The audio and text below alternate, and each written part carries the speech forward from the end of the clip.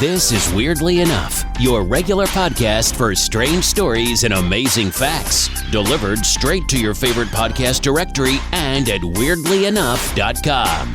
Now, here are your hosts, Andy and Len. Yes, we're back again. Another thrilling installment of the Weirdly Enough podcast is ready for your ears just about now. It's getting to, is this what they call the dog days of summer, that kind of time in August, or is that a little bit later on? No, we're firmly in Alright. the dog days. Apparently the dog days start on the 23rd of July. Right, okay. And they progress until September each year. This is the time when the wasps start to get angry. There's a lot more wasps out there getting angry. It's to do with the rising of the dog star Sirius. That's where the term comes from. Yeah, right. Okay. So back in the day, the ancient Egyptians used to do various sort of horrible rites. Yes. Around about this time of year. Of course they did. But what is it? You get wasps buzzing around you, and that's fine. I don't really mind that. But what is it with people who feel they can come up to you and say, oh, there's a wasp around you, and start swatting at it? Because they're only going to make it angry. It's going to make it worse. Chances are it's going to bite you. I was carrying a box yesterday, and somebody comes up and says, oh, there's a wasp around you, and starts flapping at it. Just leave it. I don't care. If it stings me, I'm going to drop this thing. I think the problem is as well, there's these days, I don't know about you, but do you find there's a lot of meat puppets about? Well, what? Meat puppets. Meat puppets? What are meat puppets? Creatures of flesh. Right. Yes. On two legs, but without any sentience. Right, yes, I think I see what you mean. Yeah, I mean, like, I was, a guy just ran into me, he was jogging. Right. Just ran into me. The jogger again, yeah. You were standing out in the road or something looking for a bus. On the pavement. Oh, you were on the pavement, yeah. Waiting for a bus that never came. And did he bash into you? Yeah, and I remonstrated with him, and he just ignored me and ran on. Where's the social distancing there? Meat puppet. Meat puppet. There's nothing going on in there, you know. Yeah. Just a bag of meat, a sack of meat. Remember, we have a YouTube channel. Just search for Weirdly Enough on YouTube. You can get all our podcasts on there. I might do videos. I think we should do little short videos as introductions. That would be pretty cool. And we're on all the usual podcast directories. Apple Podcasts, the popular one, but we're on Google Podcasts, Audible. What's that one that people listen to the music on? Deezer. And that other one, Spotify. Yes, we're on all of those. So wherever you get your podcasts, please like us and subscribe to us for more thrilling installments of Weirdly Enough. You can get in touch, podcast at weirdlyenough.com, or through our Facebook page. Just search Facebook for Weirdly Enough, or we're also on Twitter.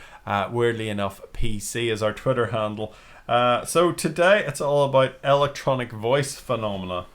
Yes, they're a very mysterious thing. They're basically what people think of voices of the dead. Right. That have been recorded on audio tapes. Usually what people do is they leave tape recorders in empty rooms. Yes. And they come back after a few hours, and allegedly you can hear voice recordings, voices from the ether on the tape. The things I've seen about this before, it always seemed to be tape. That was the thing. It had to be tape because it seemed to be some sort of magnetic thing. Yeah. So if you left your iPhone on apparently, record, would that not work? This is an interesting thing. There's I saw a video a while back on YouTube. There's a guy called Thomas Sheridan. Right. And he's an Irish guy. He's into kind of all things occult and esoteric and supernatural. Yes. And when he was younger, because he was always into sort of fiddling around with gadgets and stuff. Okay. But also into all the weird stuff. So he decided to kind of combine the two, and he reckons he was quite successful with old school tape. Yeah. Being able to record these things, but he says it doesn't work with digital format. That's strange. For some reason, that you need the magnetism. Maybe the ghosts are able to get onto the magnets. But tapes are coming back with the hipsters and with the young ones, aren't they? Audio tapes. Well, yes, I mean, it's like this is a bit of a sidetrack, but have you ever heard of something called dark academia? No. The American trendy types and youth on the old interwebs, they often, have you ever heard people talk about aesthetic? Yes. They always say it's really, really aesthetic. Aesthetically pleasing. Aesthetic, yes. Okay. Well, there's an aesthetic it's sort of erupted during the pandemic, right? The global pandemic. Because remember the pandemic? Best. I couldn't go to the pub or get remember that old pandemic. Even Greg's was shot. No, I'm sure it's open again though. Like my sausage roll, simple as. Yeah, the vegan ones. Yeah, we're rambling. This is like the rambling club. Right. Basically, during the pandemic, it started in America. All the kids couldn't go to college, so they sort of got bored with the old online learning. Right. Okay. So they got into, like, it's a sort of aesthetic of kind of Harry Potter and, Dead Poets Society and Tweed and Mist and, libraries and stuff. But this whole dark academic thing became this whole aesthetic. And people like use typewriters and stuff. But anyway, we're going completely off the topic here. Yeah, but basically all we're saying is tapes are coming back and bands are actually releasing stuff on tape. I remember tape. I remember sitting on the school bus with this little, I can still picture it today, this little tape player thing. It also played radio, and the quality, you had to put batteries in it, and the batteries would start to fade, so the tape would start to slow up, and it was a horrible thing. CDs weren't that great either. But here's the thing, it meant more to you because it was blood, sweat, tears to locate music, locate culture. Yeah, all that home taping. I got in the New Order, and it was the gods. It was months and months and months before I even knew what they looked like, because they had this whole aesthetic where they wouldn't appear on their albums or singles. This guy called Savo did all these kind of futuristic, kind of swishy things, and are very minimalistic designs. Yeah. Like they wouldn't appear, So anyway, we're completely off topic. They weren't much to look at, really. New Order. Well, I don't know. I mean, I think young Bernard Sumner was quite, handsome chap, in his youth. The best one was that drummer, was he Stephen Morris? Stephen Morris. Yeah. That's right. Anyway, let's get on to EVP. Like literally 6 minutes into this now. Right. Basically, what happened was in 1969. A mysterious middle-aged Latvian doctor turned up in London with a large collection of tape recordings. Yeah. Basically, what had been happening is he'd been conducting experiments and communication with the dead. He established contact with Hitler, Stalin, Mussolini, and various 20th century statesmen, and he managed to record 72,000 of them. And this guy was called Konstantin Radivy. That's a lot of tape. And he called his technique electronic voice projection, or EVP, but nowadays they call it electronic voice phenomena. How do you actually get through to Hitler or Stalin or anybody specifically? Well, basically, right. You're You're very impatient today. Okay. Basically, it's, you see, we're all wondering how this even works, right? It's not real time. Yeah. Apparently, you ask you questions and then you leave the tape running, recording silence. So, say for talk's sake, we want to talk to Machiavelli, or the geezer that who's your man Andrews, boy that did the Titanic. Yeah. Right, right, Mr. Andrews. Right, Thomas Andrews. Do you have a question for Thomas Andrews? No. Right, just ask him what his favourite sauce condiment is. What's your favourite condiment? Right, so you ask what your favourite condiment is. Yes, okay. And you leave the tape recording in an empty room for several hours, and the idea is you come back and he's like, oh, I like tomato sauce or whatever, yes. You know, mind for talk's sake, I think that's how it works. Right. Basically, he visited a publisher called Smythe, because Radivy was looking to publish a book on his findings. Smythe was keen, but he needed to persuade the chairman of the publishing company, Sir Robert Mayer, that it wasn't all a hoax. So they did a series of electronic seances in Gerrard's Cross in Smythe's home. And as luck would have it, they managed to establish contact with the late pianist Arthur Schneubel. And he actually knew Lady Mayer.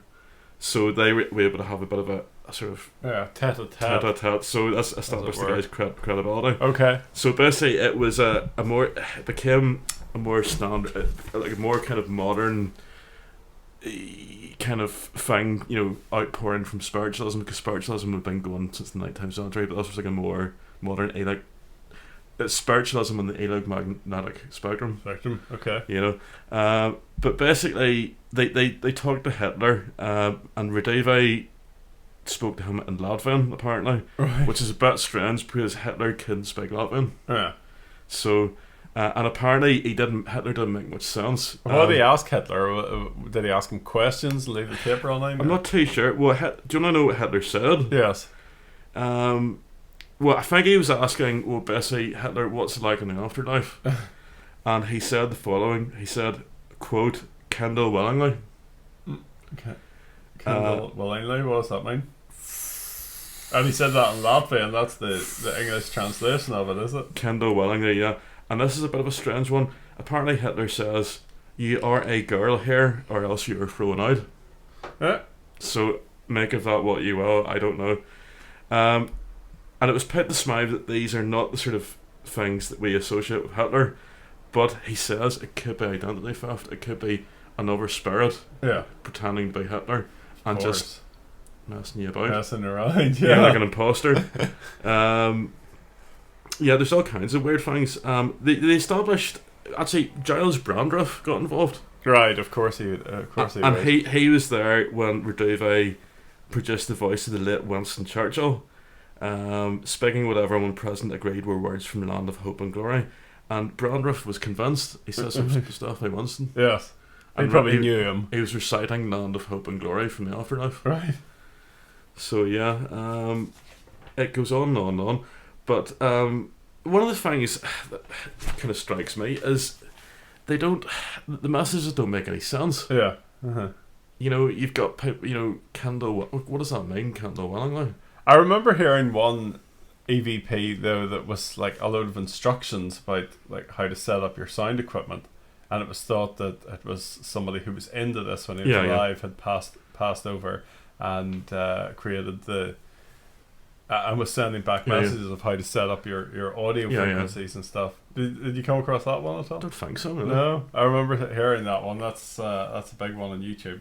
Yeah. I got interested in this years ago because your man James Will used to do a late night talk show, and he used to get quite interesting. He'd have interesting guests. Okay. But one of the times that he had this guy on that was big into the EVP, and some of it was kind of convincing. I don't know, like, you know. But there is a skeptical view. There's a guy called Joe Banks, and he's a sound artist. Yeah. And he's developed an ongoing project called Rorschach Audio, and he theorizes the voices are the oral equivalent of inkblot tests devised by the Swiss psychologist Hermann Rorschach. So basically, he reckons it's like, you know, like the way the human mind is designed to recognize patterns. Yes. So if you look at, that's why people say things in clouds. Okay. Because your mind is designed to have patterns. Yeah. So he reckons like your ears are the same. So even though it's completely unintelligible, your ears are kind of designed to pick up on things and try and make sense of them. Yeah. You know, and try and make sounds or voices into language. I suppose then that's what's happening. There's another thing here, an interesting thing called the Sparacom. There's a guy called William O'Neill, and this was a specialist device for recording voices from the ether, you know. And he actually built it to specifications which he received psychically from George Mueller, a scientist who died 6 years previously. See, that's what I was telling you about. The guy that had set the thing up, yes. The Sparacom. I've heard this before, yeah. Right, okay, tell me more about this. Right, yes. So basically, this guy received instructions from the ether, had two-way conversations with spirits for the Sparacom device, and provided the design specifications to researchers for free. So yeah, it's been used apparently on Ghost Hunters TV series, and things like that. Yeah. So. And did they hear anything through it on Ghost Hunters? Did it prove fruitful? I don't know. It doesn't really say. Do you remember Ghost Hunters? Was it fruitful in Ghost Hunters? No, maybe it was on one of the Dave type channels. Yeah, we'll have to kind of look that up, like, you know. But yeah, it's a thing that comes. There's been a lot of kind of references to it in media. Films like The Sixth Sense apparently has electronic voice phenomenon in it, yeah. And here's an interesting one that might be worth checking out. I don't know if it'll be on YouTube or not, but there's a thing called The Spirit of John Lennon, which was a pay-per-view seance broadcast in 2006. It doesn't say what channel this was on. This might have been America, in which TV crew members, a psychic and an expert in paranormal activity, claim the spirit of John Lennon made contact with them free Right. EVP. Yeah. So, but it doesn't say what. I don't know what. You had to pay to find out what he pay says. per view. obviously. Yeah. Yeah. Now there's an it's not really EVP, but it's sort of. It's in the realm of kind of electromagnetic kind of technology that Right. it goes. There's quite a funky app. I came across it, downloaded it on my phone. Okay. Do you want to have a wee From the Google App Store. So how does this work then? This Basically- is a Ghost Hunter app. Gonna have to switch my phone on. Oh, well, that dear, was- this is horribly unprofessional. Yeah, we'll go ahead and do that. Right, so I'm switching my phone on, but basically the idea is it's like radar. It's like Right. spiritual radar. Uh-huh. So this wee app can like pick up if there's spirits. So if we want, we could do an impromptu silence now. Okay. If you don't mind. Yeah, no, that's fine. Could If be you a bit- get your phone on. Could be a bit at the scary. time. So it's a bit slow. Come on, you. This is live radio. This Yeah. is not Well- live radio. What am I talking about? This is a podcast. Put in your PIN number. Right. Okay. God's sake. Oh. See, I didn't want people ringing me, and then I forgot that I had to do this. Come on. Yeah. Nearly there. Phone's starting. This is. Yeah. I'm sure this is riveting for the listeners. You'll put it into like airplane mode. I don't know how to. All right. Okay. Okay. Right. Okay. Right. So- Ghostcom radar. That's it. So we're going into Ghostcom radar. It's all green and spooky. Big Bar Studios apparently. Right, Big Bar Studios. So this isn't a paid promotion. Oh, by no, the this way. We're isn't. not getting paid by these app people. And it makes kind of spooky. Can you hear that? Yeah. It's all kind of spooky. Okay. Are you freaking out? Well, that's just the sound effect. I'm not really spooked out on a nice sunny day while we're doing this recording. I'm But pretty anyway, spooked out, to be let's honest. let's try and see, Right. because we are quite close to the graveyard here, so there might be plenty of ghosts. Right. So let's see what happens. Right. Right. So like it's making We scrolled noises. up. Tap here to begin. Okay. So it's making noises. Can you hear that? It's like a radar It's sound radar, yeah. on an old Russian submarine. It's like the Hunt for Red October here. So what happens now? It's locating the spirits. It's Like still locating. presence detected. See, it's got ads that come on. Yes, ignore the ads. It's Paying free. us. Okay, can't be Alright. bothered paying for the damn Yeah. for the thing. It's a free app. Right. No. Oh, Saving you're message. receiving messages actually from the ghosts. There's messages coming through. How were you Right, there's one over there, right? distance 7.4 meters. Right. Okay. What's that in real money? Well, be out by the road there. Out by the road. Yeah. So they're probably standing out in the road. Yeah. Sign. Look. Can you read the message? Front be clear, complicated. That sounds like one of those things that come through the EVP. It's thing. all scrambled. Sign unknown. Spirit type unknown. No. Stone. I don't know how do you pronounce that? Gate. What is that a type of I stone? don't know. And color it's a turquoise colored ghost. And there's a wee thing that says learn more, but you have to pay for it, and I can't be bothered. So, Oh. See that beep beep beep beep beep. yes, I used to the only time I ever heard that tone yeah. was when I was sitting on a plane going somewhere, and I thought it was some sort of like part of the aircraft. I didn't realize. Do you it was not get that on your people's phone? No, because It must be I an have a app. posh phone. It must be an Android phone. I think it is. For us peasants. Anyway, we'll be back very soon with some snippets about what's been going on in the weird news very soon. It's sad we no longer have the Olympics to go on about, but anyway, that's in the rearview mirror. All the football started up again. I say relentless is what the football is. Brentford beat Arsenal yesterday, I believe. Or it might be the other way around. Something happened anyway with Brentford. Was it Brentford? Brentwood? Something like that. I think anyway, so. But when does the football end? it never ends. It's relentless. It's like EastEnders. Yeah. It's always going to be there. It's always going to be there. So this is Weird Shorts. The first one we're going to talk about here, I'm not sure if this is a deal with all married men, but my go-to gift for my wife's birthday and Christmas is always a scented candle. Women love scented candles, don't they? Well, that's what I thought, but judging by the huge box of aromatic wax delights in our cupboard, I think I better find a new gift. But where would I go to find such a gift in IKEA? You love a look around IKEA, don't you? Yeah. Well, sorry, Now I think there's two types of people who willingly go to visit IKEA. Either they want to buy home furnishings, or they're mad keen on Swedish meatballs. Yeah, have you ever had those? I was a bit underwhelmed. I don't see the draw. They're very chewy. And they pour gravy over them. Yeah. I must say I'm not really a meatball fan, but I assume plenty are. So to celebrate the 10th anniversary of a loyalty program, IKEA are releasing a range of products called Store in a Box. This is a sensory experience to recreate visiting an IKEA store. And as part of this, the Scandinavian chain has released a meatball scented candle. Right. Called the Huvudroll. Yeah, it's really a thing. Now you can recreate the wonderful aroma of meatballs in the privacy of your own home. So you can burn a candle and it'll smell like meatballs. I don't really like the sound of that, to be honest. Yeah. Would you prefer maybe like a sausage roll scent, or a sausage roll scent would be quite nice? Scotch egg? Not Scotch egg. No. Maybe pork pie. Pork pie, yeah. That's quite nice. Melton Mulberry. Yeah. A long time ago, we did a podcast about secret underground bases. Do you remember that one? I do, yes. Yeah. Well, some TikToker, I think that's what you call them anyway. It's a guy called Brian Daniel.